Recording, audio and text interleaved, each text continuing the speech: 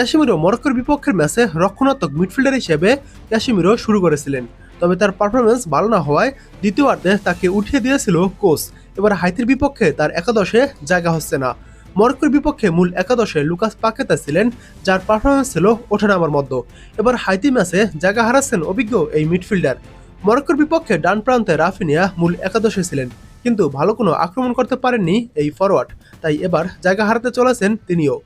মূল স্ট্রাইকার হিসেবে মরক্কোর বিপক্ষে ইগোর থিয়াগো শুরু করেছিলেন, তবে কাজের কাজ কোনো কিছুই করতে পারলেন না তিনি।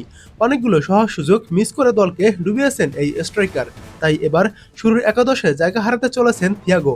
তাছাড়া হবে আক্রমণবাগ ভিনিসিয়াস জুনিয়র এবং ম্যাথিউস কুনহা আক্রমণবাগে যথেষ্ট গতি এবং সৃজনশীলতা যোগ করবে।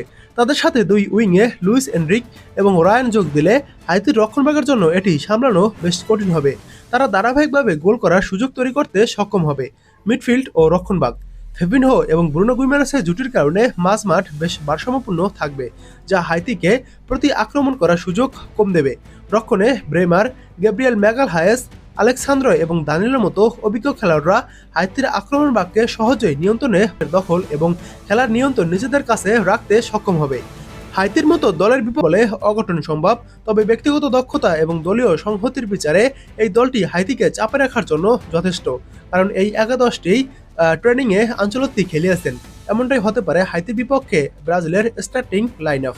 ব্রাজিল এবং হাইতি ম্যাচ শুরু হতে এখনও যেহেতু 2 দিন সময় রয়েছে, তাই অনুশীলনের জন্য আরও কিছুদিন সময় পাবে ব্রাজিল।